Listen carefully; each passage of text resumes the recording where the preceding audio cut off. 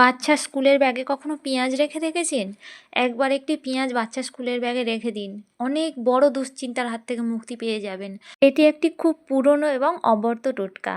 নমস্কার বন্ধুরা, আরও একটি নতুন ভিডিও নিয়ে চলে এসেছি।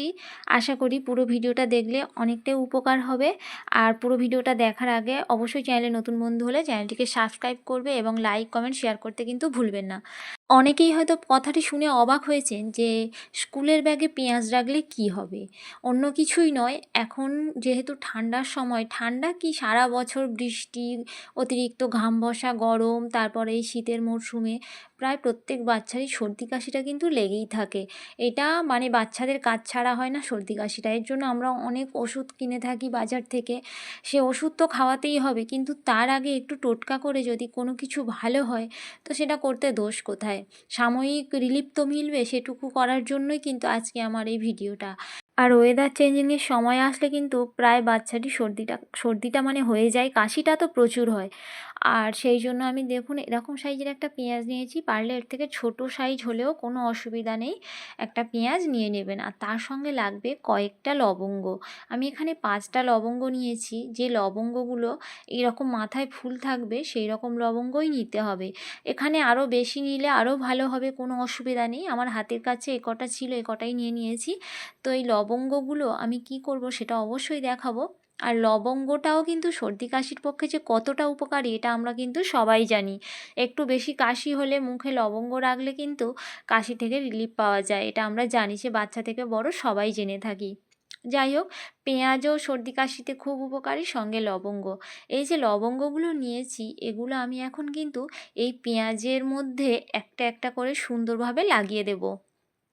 ওই যে বললাম, আপনারা চাইলে আরও বেশি দিতে পারেন, কোনো অসুবিধা নেই, আরও ভালোই হবে সেখানে। আর এর থেকে একটু বড় সাইজ পেঁয়াজ হলেও হবে আর ছোটো হলেও হবে, সেটাও বললাম।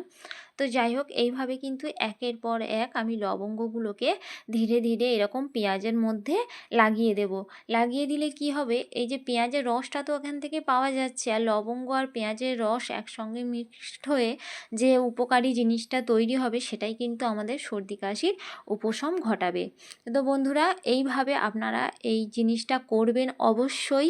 আর শুধুমাত্র বাচ্চা কেন, বড়দের ক্ষেত্রেও এটা অবশ্যই কাজে লাগবে। এটা আশা করছি সবার উপকারই হবে।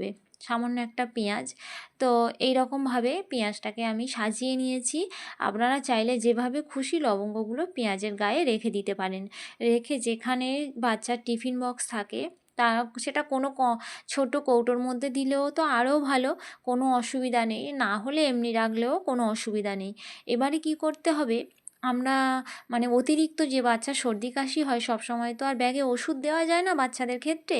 সেই ক্ষেত্রে ওদেরকে বলে দিলে হবে যে এইভাবে এই পেঁয়াজটাকে বের করে হাতের তালুতে বেশ কয়েকবার ভালো করে এইভাবে ঘষে ঘষে নিতে হবে। নিলে যে রসটা বেরোবে সেটাই কিন্তু সবথেকে বেশি উপকারী। ওইভাবে ঘষে সেই হাতটা নিয়ে নাকের কাছে যদি 5-6 বার নিয়ে যাওয়া যায় তখনই কিন্তু কাশিটা অটোমেটিক কাশিটা বন্ধ হয়ে যাবে। সুতরাং পরে এসে বাড়িতে এসে ওষুধ খাক, কিন্তু সাময়িকভাবে অনেকটা রিলিফ মিলবে। এতে মানে হঠাৎ দুশ্চিন্তার কোনো কারণ থাকবে না। সেই জন্যে সামান্য এই টোটকাটি আপনারা করে দেখুন, আশা করছি খুব উপকার হবে। আর ভালো লাগলে অবশ্যই শেয়ার করবেন বিষয়টা।